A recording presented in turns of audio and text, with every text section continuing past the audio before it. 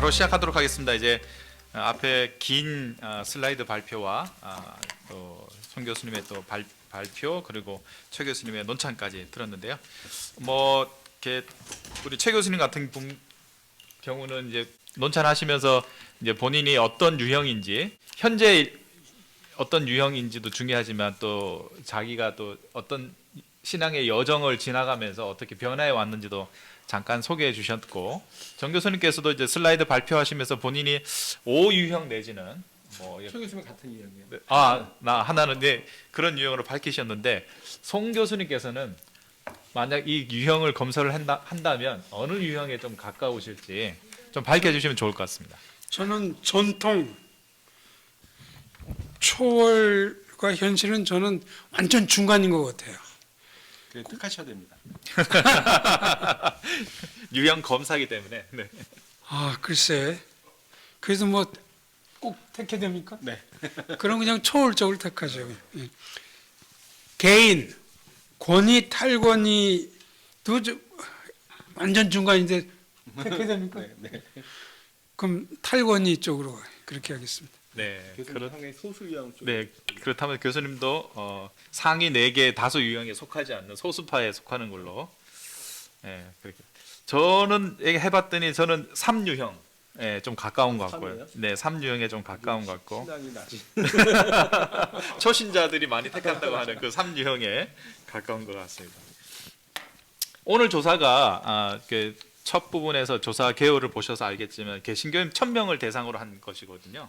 그래서 일반 개신교인 1000명으로 한 거에 대해서 이런 유형 검사가 나왔는데, 만약 이 검사를 목회자들 500명 내지는 목회자들 1000명으로 했을 때 얼마나 평신도들 1000명 유형 검사 그 비율과 얼마나 유사할지, 또 얼마나 차이가 날지, 이런 질문을 한번 던져볼 수 있을 것 같은데, 아무래도 목회자들은 이 신앙적인 유형이라는 게 이게 타고난 게 아니라 MBTI처럼 자기가 어느 정도 신학적 결단과 자기가 속한 교단에 의한 좀 영향도 있을 것이기 때문에 아마 그런 부분에서 차이도 있을 거라고 예상해 볼 수 있을 것 같은데요.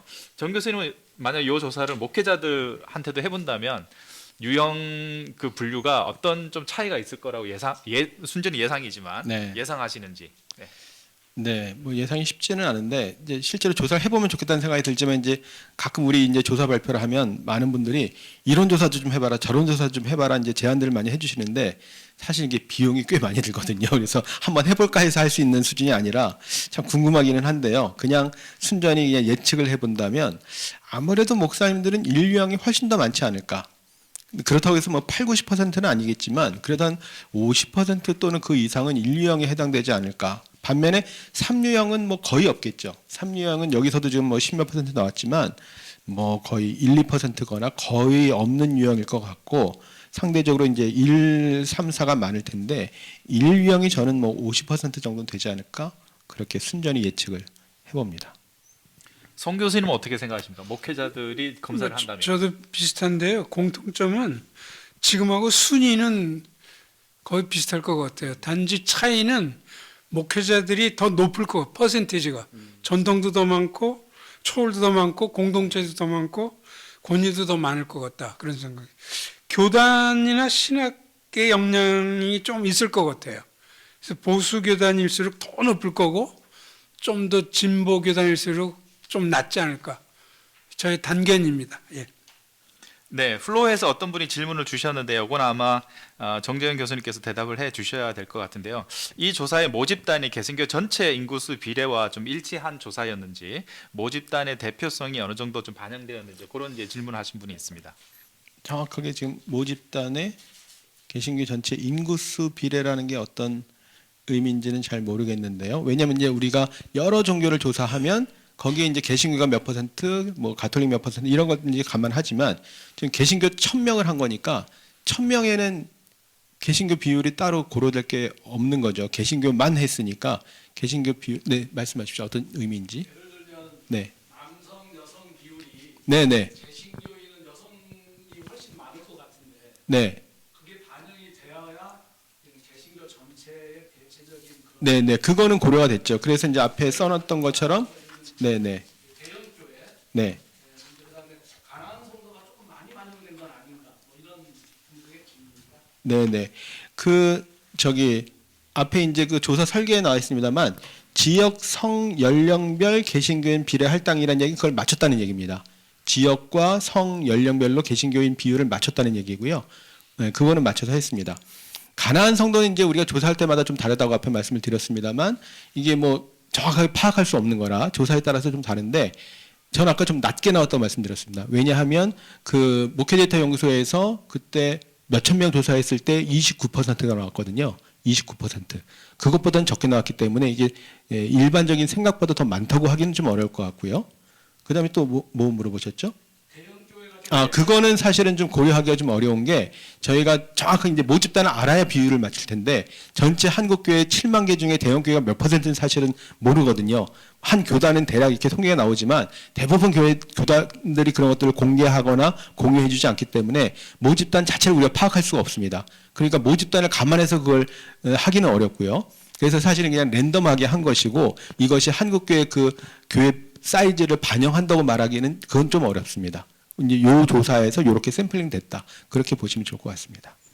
네, 정리하자면 성, 지역, 연령 네, 비례 할당은 했고 네. 교회 사이즈와 교단별 안배는 할 수가 없었다. 네네. 네네, 네, 그렇게. 교단은 지금 말씀하시지 않았지만 저희가 이제 목사님들 조사를 할 때는 교단을 물어봐요.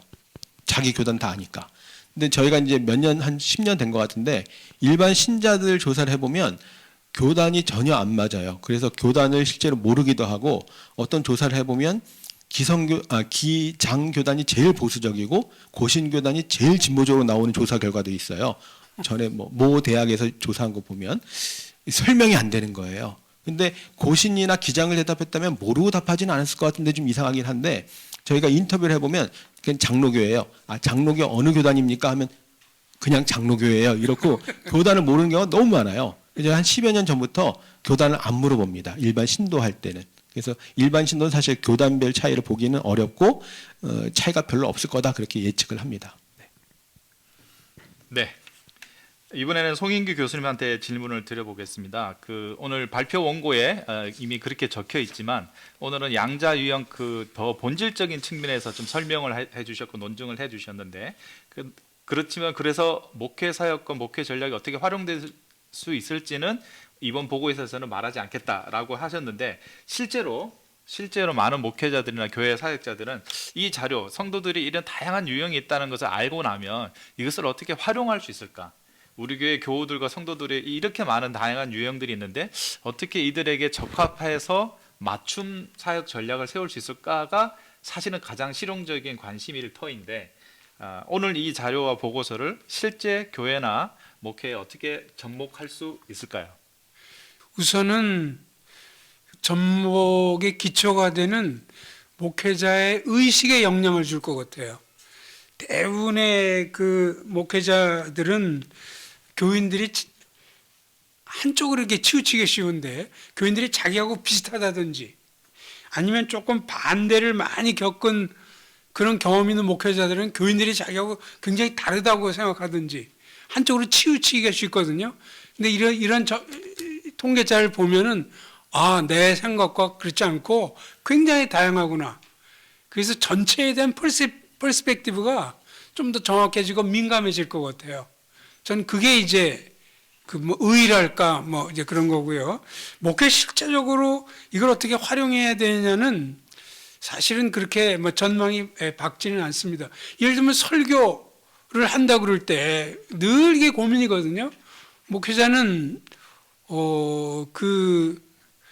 이제 교회에 그 숫자가 많으면 더 그렇겠지만은 학력 수준도 다 다르고 신앙 정도도 다르고 또 각 사람이 중요하다고 생각이 다르고 한데 어떻게 그걸 함께 아우러 가지고 설교하는 게 힘들잖아요. 그러니까 되게 중간에 맞추는 경향이 있거든요. 그런데 그런 걸 다 알았다고 그래서 그러면은 70%에 맞춰 가지고 늘 하느냐 아니면 이렇게 해서 설교에 적용하기는 그렇게 활용하기는 쉽지는 않을 거예요. 그렇지만 방법이 전혀 없는 건 아니겠죠. 예를 들면 사람들이 너무 개인주의적이라면은 저는 설교의 주제를 몇 주에 걸쳐서 요한 1서 같은 걸 쭉 이렇게 성경 강해를 해 나간다든지 아니면 주제별 설교를 해가지고 교회 공동체성에 대해서 쭉 그런 관계된 본문, 뭐 사도행전 2장, 뭐 빌립보서 2장 뭐 이런 식으로 쭉 이렇게 해 나감으로써 될 수도 있겠죠. 또 너무 이제 그 초월적인 거 뭐 이런 것만 많이 하고 현실, 특별히 현실 세계의 불이나 이런 것에 대해서 무관하다. 그러면 저는 뭐 늘 많이 얘기하는 게 아모스서 같은 것을, 구약의 아모스서 같은 걸 쭉 몇 번이라도 이렇게 설교를 하면은 훨씬 되니까. 그러니까 이제 그걸 늘 그렇게 하라는 말이 아니고 그 균형이 잡히게끔 그 소수인이나 머저리티가 아닌 사람들의 경향에 해당되는 것, 또 이제 그런 것들을 설교에 반영을 할 수 있겠죠. 상담으로 가면 달라집니다. 상담은 개개인을 다루는 거기 때문에 그 유형을 알고 그 또 목사 자신의 유형도 있는 거고, 그렇기 때문에 굉장히 적시하게 맞출 수가 있어요. 그러니까 이 상담의 경우는 이 자료가 굉장히 도움이 많아요. 개개인을 다루는 거기 때문에. 중간 형태가 제자 훈련이라고 생각해요. 제자 훈련은 보통은 물론 뭐 내비게이터식으로 1대1로 그렇게 하긴 하지만 목회자가 그렇게 목회해서 하기는 굉장히 힘듭니다. 주로 이제 그룹으로 제자 훈련을 많이 하잖아요. 그럼 이 그룹으로 이제 하게 되면은 중간 형태가 되기 때문에 이제 제너럴 트렌드를 염두에 두면서도 사적인 것들을 이렇게 표현할 수가 있어요. 그래서 제자 훈련은 조금 더 효율성이 높을 수가 있습니다. 그래서 제자 훈련에 있어서도 과거의 제자 훈련 보면은 주로 교회 안에서 어떻게 잘하라는 것만이 제자 훈련 커리큘럼이었거든요. 그런 걸 바꾸는 거죠. 그러니까 뭐 역시 제가 여러 번 주장하는 거지만 커리큘럼이 제대로 되려면 하나님 관계, 공동체 관계, 세상과의 관계, 이게 좀 이렇게 잘 조화되는 이런 커리큘럼을 짜가지고 그렇게 한다면은 이 트렌드를 알고 이런 것들이 훨씬 더 도움이 되지 않을까, 그렇게 생각합니다. 네, 플로에서 어떤 분이 이제 이런 질문을 주셨는데요. 신앙의 유형은 개인에 따라 변화되는데 그 변화에 영향을 미치는 가장 중요한 요소가 무엇이라고 생각하십니까? 이건 정 교수님과 송 교수님께서 같이 한번 대답해 주시면 좋을 것 같은데요. 어려운데요. 잘 모르겠는데요. 뭐 아까 우리 최 교수님도 토론할 때 이제 본인 얘기해 주셨지만 뭐 여러 가지가 다 영향을 미칠 것 같아요. 뭐 사회 상황도 그렇고, 물론 이제 본인이 출석한 교회에서 어떤 설교를 들었는가 하는 것하고 개인의 신앙 여정에 따라서 이거는 굉장히 크게 다를 것 같습니다. 근데 이제 우리나라에서 기본적으로 좀 보수적이고 근본주의적인 신앙이 좀 강하지 않습니까? 거기에 대해서는 좀 연구들이 있거든요. 아무래도 이제 우리나라는 전쟁 경험이라든지 또 일제 그 강점기 때 식민지 경험 뭐 이런 것들 얘기를 많이 하죠. 그래서 이제 우리가 사후 천국을 많이 강조하는 이유도 그때 당시에 신학이 이제 지금 현실에서 뭘 할 수 있는 게 없으니까 우리가 죽으면 천국 갈 거라는 그런 소망을 가지고 일제 강점기를 이겨냈다는 거예요. 그 오래전의 신학이 지금도 한국 교회를 지배한다고 얘기하시는 분이 계시더라고요. 그런 역사적인 경험은 되게 중요하게 작용할 것 같은데, 그런 비슷하게 역사적인 경험 하는데도 이제 개인차가 있으니까 결국에 이제 개인의 신앙 여정에 따라서 되는 것이지 어떤 것들을 하나 두 개를 딱 집어서 얘기하기는 좀 어렵지 않을까라는 생각이 들어서 이건 참 뭐라고 설명하기 어려운 부분인 것 같습니다. 혹시 송 교수님께서 말씀해 주시면. 글쎄 뭐 역시 저도 정 교수님하고 비슷한 견해인데요. 그냥 편리상 그 내면의 성찰 때문에 생기는 그런 영향, 내 주위의 그 신앙 공동체, 뭐 교단을 포함해 가지고 그것 때문에 생기는 변화, 그리고 이제 내 주위 환경 때문에 생기는 그런 변화, 이런 것들에 따라서 다양한 조합에 의해서 바뀔 것 같아요. 이 외부 환경이라는 것도 아까 전쟁처럼 나 혼자만 경험하는 것이 아니고 집단적으로 경험하는 그 신앙, 이제 그럴 때 이제 그 천년왕국 같은 그 견해 굉장히 변화가 많습니다. 소위 전천년설을 확 기울이게 돼요. 그렇게 돼요. 근데 외부 환경 변화는 그렇게 집단적으로 전쟁이나 이런 것 말고도 개인 스스로 겪는 그 변화도 있어요. 제가 아는 그 존 샌더스라는 그러한 미국의 신학자는 동생이 갑자기 죽습니다.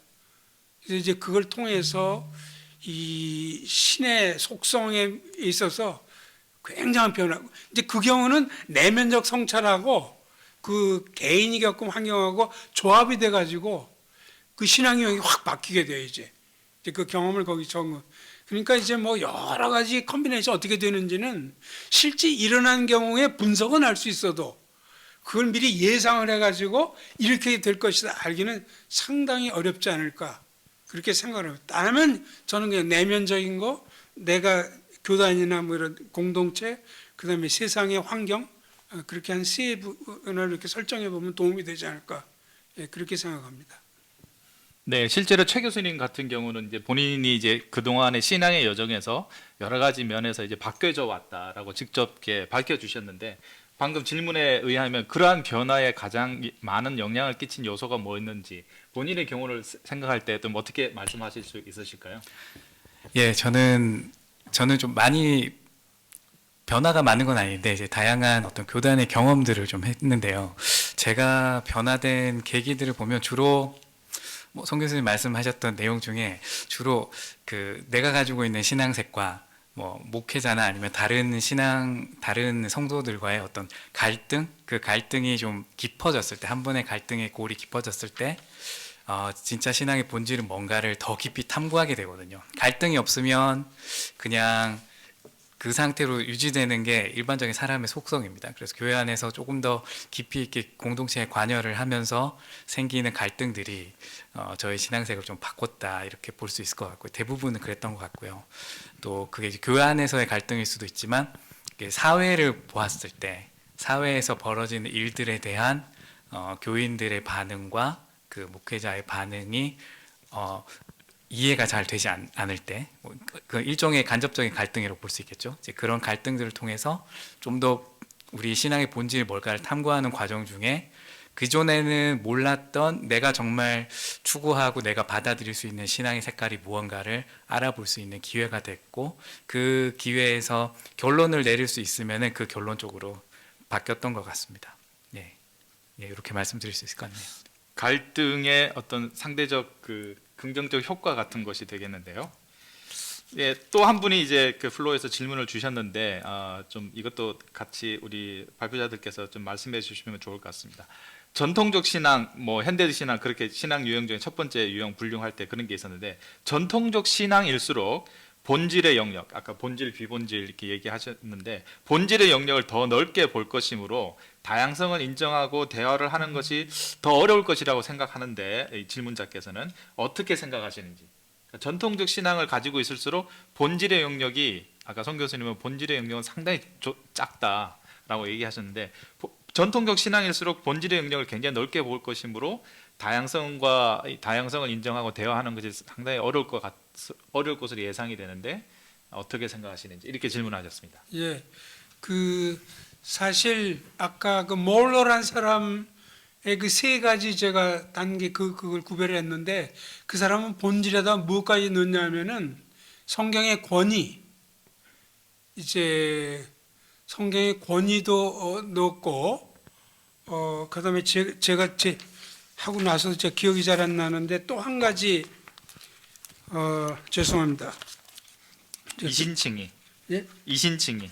예, 이신칭의 그것까지도 이렇게 넣었거든요. 그래서 결국은 그 이센셜한 범주에 어떤 아이템이 들어가느냐에 있어서 의견 차이가 있을 수 있죠. 그거는 이제 하부적인 다양성의 문제예요.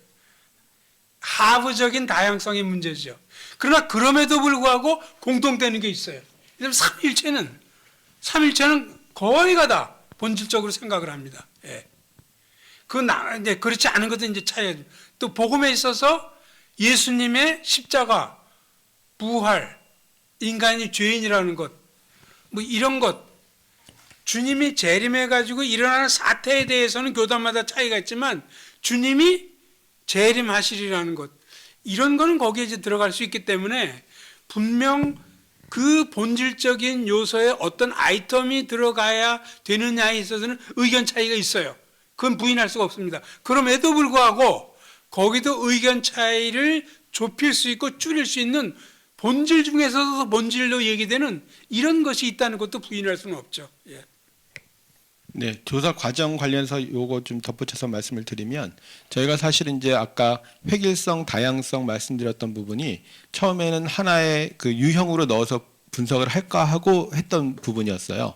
근데 나중에 이제 그 통계조사 하고 나서 보니까 이 부분이 많이 좀 이렇게 중복이 되는 거예요, 중첩이 되는 거예요. 그래서 그 부분은 저희가 유형으로 넣지 않고 이제 뺐거든요. 그러니까 이제 여기 질문하신 거에 보면 다양성을 인정하지 않으려고 한다는 것이죠. 그렇게 하기 어렵다는 것이죠. 그러니까 그게 좀 통하는 것 같아요. 전체적으로 전통적인 신앙을 강조하면 강조할수록 그게 사실 이제 아까 말씀드렸죠. 우리가 근본주의라고 말은 하지 않았지만 근본주의 신앙에 좀 가까운 거거든요. 근데 그런 경향이 크면 클수록 상대적으로 더 본질적이라고 생각을 하기 때문에 다른 사람을 좀 인정하지 않으려고 하고 다양성을 인정하지 않으려고 하고 그런 경향이 좀 강해질 것 같다는 생각은 충분히 예측이 되는 부분인 것 같습니다. 즉 본질에다가 더 많은 아이템을 넣으려고 하는 그런 경향이 생길 수 있어요. 예. 그걸 이제 좀 조심하는 것이 전 필요하지 않나 생각합니다. 현재로서는 그런 유형의 사람들이 저희 조사에 의하면 33.3% 제일 많은 퍼센트를 차지하는 유형이기 때문에 좀 주의할 필요가 있을 것 같습니다. 이제 시간이 뭐 앞에 발표도 많아지고 하다 보니까 지금 저희가 여기를 이제 대관을 4시까지 했는데 벌써 이제 몇 가지 질문을 하지도 않았는데 벌써 4시가 지나버려서 빨리 마무리를 해야 될 것 같습니다. 거의 마지막 질문으로 좀 각자 한 번씩 좀 발언을 하시면서 마무리하면 좋을 것 같은데요. 저희들이 좀 약간 전례가 없기도 하고 또 이런 유형 조사는 유형론이라는 건 언제나 좀 재밌기도 하면서 늘 위험하기도 하고 좀 그런 저희도 이제 그런 거를 염두에 두면서 이걸 시작을 하긴 했는데 현 시점에서 한국교회의 상황이라는 현 시점에서 이러한 성도들의 신앙 유형 분류가 가지는 의의가 있다면 어떤 의의가 있을지 우리 각자 좀 말씀해 주시면 좋을 것 같고요. 또 반대로 이런 유형 분류에 내재되어 있는 한계나 위험성이 있다면 그런 것도 각자 좀 어느 정도 생각하시는지 좀 짚어주시면서 우리 전체 토론을 좀 마무리하면 좋겠습니다. 네, 제가 먼저 말씀을 드리면 유용성이 많이 있다고 생각이 들고요. 이제 말씀드렸던 대로 우리가 이제 다 같이 하나님을 믿는 성도로서 모여 있지만 굉장히 다양하다는 걸 좀 이해하면 좋을 것 같은데 이런 것이 또 너무 이제 절대적으로 되면 문제도 되지 않을까 싶은 생각이 들어요. 이제 저희가 사실 이제 이런 조사를 하게 됐던 것 중에 하나가 이제 MBTI 같은 것을 보면서 요즘 젊은 사람들이 그거 가지고 이제 서로 얘기하면서 대화도 풀고 심지어는 이제 뭐 채용 면접에서도 물어본다고 하는데. 신앙도 그렇게 좀 우리가 분류를 해볼 수 있지 않을까? 차이들이 다양한데라고 이제 했던 그 처음 계기가 있었습니다. 근데 사실 미국에서 MBTI가 굉장히 오래전에 했던 것이고 미국의 대학생들께 상담하는 과정에 이렇게 했는데 요즘에는 많이 안 사용한다고 그렇게 얘기 들은 것 같아요. 제가 어디서 보니까. 그래서 이런 것들이 유용한 부분들이 있지만 자꾸 사람들 여기서 막 유형화해서 틀을 가져가지고 너는 T야, T니까 저래 막 이런 식으로 오히려 그거 가지고 또 이렇게 뭐 정죄는 아니지만 단정해버리고 이런 경우들이 있거든요. 요즘 젊은 사람들이 오히려 뭐 이대남이니 이대년이 이런 식으로 MG라는 말도 기성세대가 쓰지 자기들은 MG라고 안 한다 그러잖아요. 그러니까 이제 기성세대가 자꾸 이제 이런 걸 가지고 누굴 틀을 지으려고 하면 그게 오히려 더 불편해지고 하는 일도 생길 수 있을 것 같아요. 이 절대적인 기준은 아니고 신앙엔 다양성이 있다. 다양한 사람들이 존재한다. 그걸 좀 존중하자는 뜻으로 좀 이해하면 좋지 않을까 싶습니다. 예, 저는 그 의의는 여기서 이제 현상이라는 차원하고 평가라는 차원을 좀 구별하는 것이 필요하지 않을까 생각을 합니다. 그러니까 지금 이번 설문조사와 여러 가지는 현상이라는 차원에서는 의의가 굉장히 크죠. 현재 이렇다라는 걸 우리가 좀 알아야 되니까. 그러나 이제 그러한 아까 양자 같은 것도 이제 이건 물론 제 관점이긴 하지만 전통과 현대 이런 거기서는 아마 결국은 어느 하나로 귀착이 될 수가 있지만 초월과 현실은 저는 양자택일의 문제가 아니라고 생각하거든요. 그러니까 현상적으로는 여러 가지가 이렇게 되어 있지만 평가적 차원이라는 것은 목회자나 지도자의 입장에서 이것을 어떻게 교우들에게 제대로 잘 전달해서 건전한 신앙을 형성할 수 있을까? 이런 걸 해야 되는 거니까 이 평가적 차원에서는 현상에서 나온 것을 이제 자기의 가치관과 자기 주견이 들어가는 거죠. 그러니까 이제 그런 면에서 한계 뭐 위험성까지는 아니지만 조심해야 된다는 거죠. 어떨 때는 전체 스펙트럼을 아는 것이 더 중요하다. 이러면 제가 아까 무어성, 뭐 예수님의 유일성 이런 건 이 전체 스펙트럼 중에 어떤 것인지 그거 파는 것이 저는 굉장히 중요하다고 생각하거든요. 그러나 초월과 현실 같은 것은 이것은 조화와 균형이 이제 필요한 것이고, 그러나 공동체 개인 또 권위 탈권위는 사안에 따라 이럴 수도 있고 저럴 수도 있고, 이런 것을 판정해 주는 것이 평가적 차원이거든요. 그걸 제대로 못할 때 이제 위험성이 이제 개재될 수 있겠죠. 그래서 이러한 현상의 차원에서는 굉장히 의미가 크다. 평가적 차원에서는 각각 좀 조심해서 이런 것들을 조망해야 된다.